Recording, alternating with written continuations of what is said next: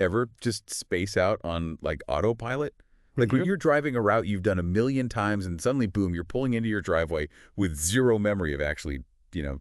It's wild, right? Like our brain just flips that switch from, effortful focus to just automatic processing, and we don't even realize it. Totally. It's like our minds are incredible at handling those routine things without, like, getting bogged down into every single little detail. But then there's those times we make decisions that seem totally off. Yeah. Those head-scratcher moments where we're like, wait, what was I thinking? And that's where our deep dive into thinking fast and slow comes in. Mm. This isn't just some theoretical brain stuff. This is like getting into the nitty-gritty of how we make choices, Yeah. right? Yeah, Kahneman's work really kind of changed how we understand decision making.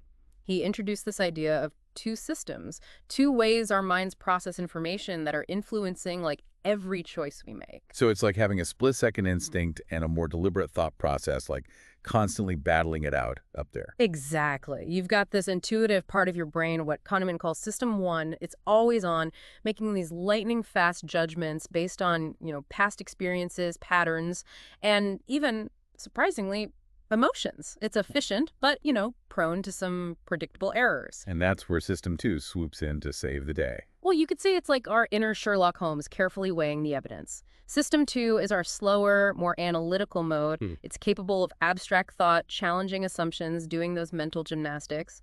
But the thing is, System 2, it's a bit of a couch potato. Uh-huh.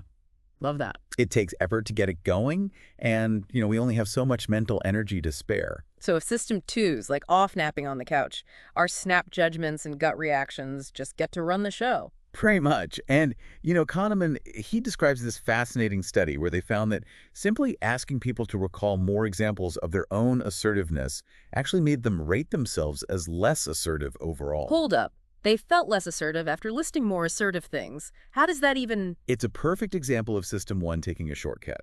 See, instead of tackling the difficult question of how many assertive examples can I actually recall, it swaps in an easier one. How easily do those assertive memories come to mind? And that struggle to come up with examples is what ultimately shapes their self-perception. So even though they objectively listed more assertive actions, their brain got hung up on the difficulty of, like, digging up those memories, and that feeling trumped the actual evidence. Sneaky. And this is where things get really interesting. See, you might think, okay, maybe some people fall for these mental shortcuts, but not me. I'm a good decision maker. But what Kahneman found is these biases, they're surprisingly common, even in people who, consider themselves savvy thinkers. Oh, that's reassuring. So we're all just running around with these mental shortcuts, firing off left and right. How do we stand a chance? Awareness is key. Once you understand these biases, you start to spot them everywhere. Take the availability heuristic, for example. Okay, yeah. We tend to judge how likely something is to happen based on how easily similar examples come to mind. Like, if our brains can easily picture it, it must be a common occurrence, right? Exactly. And the more vivid or emotionally charged the memory, the more it sways us. Like, after a big plane crashes in the news, people often feel more nervous about flying, even though statistically, it's still one of the safest ways to travel. Right, their mind is replaying those, like, dramatic news clips instead of focusing on the data. We've all been there. Speaking of falling for a good narrative, can we talk about the Linda problem? That one really threw me for a loop. Yes, the classic example of the representativeness heuristic. This bias, it leads us to judge the probability of something belonging to a certain category based on how well it matches our stereotype of that category, often tossing logic right out the window. Wait, okay, explain it like I haven't already read the book, even though I totally should have. Of course. So in this experiment, people read a description of this woman named Linda, right? And the description is crafted to, sound like your stereotypical image of a feminist in the 80s. Then people are asked to rank the probability of different statements about Linda, like Linda is a bank teller, or Linda is a bank teller and active in the feminist movement. Yeah. People consistently rate Linda is a feminist bank teller as more likely, even though, logically speaking, the probability of her being both a bank teller and a feminist has to be smaller than the probability of her just being a bank teller. It's like our brains are drawn to the juicier story, the one that just fits our preconceived notions. Precisely. We latch onto information that feels coherent, even if it leads to conclusions that statistically make no sense. And this tendency can really trip us up, especially when we're dealing with probabilities and statistics in, everyday life. So we've got the availability effect. Yeah. judging likelihood by what easily pops into our heads, and the representativeness bias, judging likelihood based on how well something matches our mental stereotype. Any other mental gremlins lurking in the shadows? Oh, plenty. But one that's almost inescapable is what's called the anchoring effect. This is our tendency to be swayed by an initial piece of information, even if we know it's totally irrelevant. Okay, I need a real-world example here. Makes this relatable. Imagine you're haggling for a used car, right? The seller, they throw out a ridiculously high starting price. Even if you know it's way above market value, that number, it'll subconsciously influence your counteroffer. Chances are you'll end up paying more than if they had started with a more reasonable figure. So even if I'm like rolling my eyes at their ridiculous first offer, my brain is still getting anchored to that number. That's the sneaky part. Kahneman and his colleagues, they showed this with real estate agents, and these are people who are basically, professional price negotiators, right? Right. Well, even experienced agents were swayed by inflated asking prices when they were asked to assess a property's value. And get this, they insisted the asking price hadn't influenced them at all. So we're all just puppets to these invisible anchors. Wow, you're just full of cheery news today. But seriously, are there any ways to, combat this? Thankfully, yes. Kahneman suggests consciously activating that, sleepy system too. For example, when you're making a decision, actively seek out information that challenges the anchor or your initial assumptions. Don't just go with your gut, dig for contradictory evidence. So it's like that saying, don't believe everything you think. Exactly. Another tactic is to explicitly consider the opposite viewpoint. This can help, de-bias our thinking by forcing us to see the other side of the coin. So it's all about being more mindful, more deliberate, basically giving our inner Sherlock Holmes a strong cup of coffee and saying, all right, time to solve this case. Yes, exactly. It's like, building mental muscle. The more we practice questioning our intuitions, the better equipped we'll be to avoid these mental pitfalls. So, okay, we've got these two systems like duking it out in our brains and all these sneaky biases tripping us up at every turn. But here's the million-dollar question, right? If our brains are practically wired for these shortcuts, how do we actually make good decisions? Decisions that, actually align with our long-term goals and not just our in-the-moment impulses. That's where things get even more interesting. You see, Kahneman's exploration of our, what he calls two selves, provides some fascinating insights here. He makes this distinction between what he calls the experiencing self and the remembering self. Think of it this way. The experiencing self, it's living life in real time, feeling every single high and every single low as they actually happen. Okay, so the experiencing self is all about the present moment. Gotcha. What about the remembering self then? The remembering self is like the storyteller. It's the one that looks back on our experiences and kind of shapes them into a narrative. It's the part of us that decides, what we cherish, what we regret, what we carry with us into the future. The catch is the remembering self.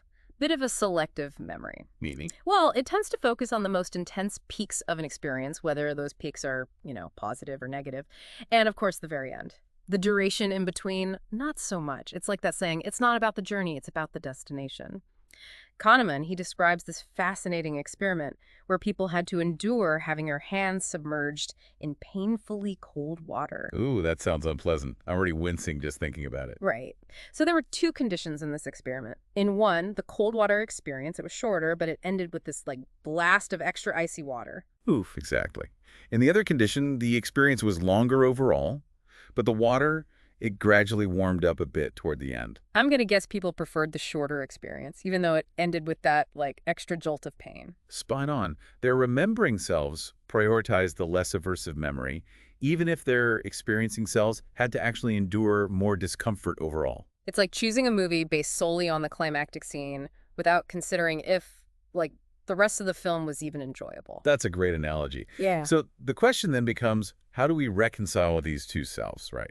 How do we make choices that satisfy both our present moment experience and the stories we tell ourselves later? Right, because they both matter. Exactly. And Kahneman offers some really practical strategies here. One is to cultivate what he calls the outside view. When we're making predictions, we often fall prey to what's called the planning fallacy. This is where we get overly optimistic about our own specific circumstances and underestimate the likelihood of, delays, setbacks, or, just unexpected costs in general. Tell me about it. Those home renovation shows are notorious for that, right? Exactly. So instead of focusing solely on your own, rosy projections, try comparing your situation to similar situations. Look at the data. Like, how often do these types of projects actually go according to plan? How often do they run over budget? How often are there delays? So like a dose of reality can actually help to calibrate our expectations and help us make more accurate predictions. Precisely.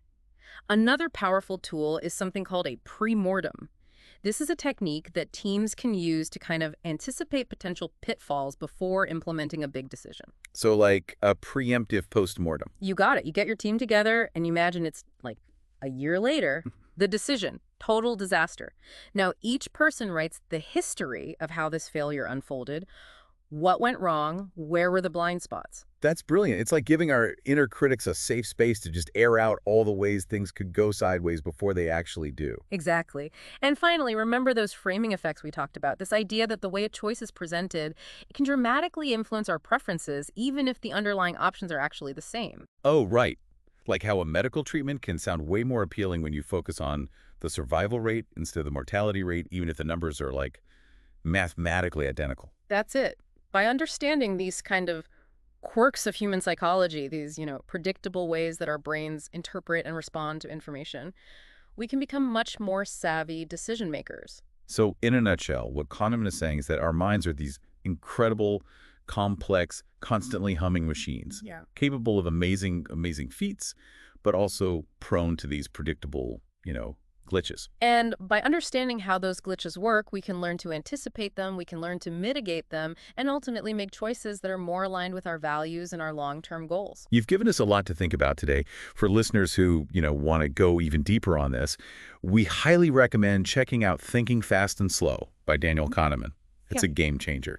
And, hey, maybe next time you catch yourself spacing out on that familiar drive, you'll have a little more, appreciation for this amazing machine that is the human mind. Indeed. Even in our autopilot moments, there are hidden wonders.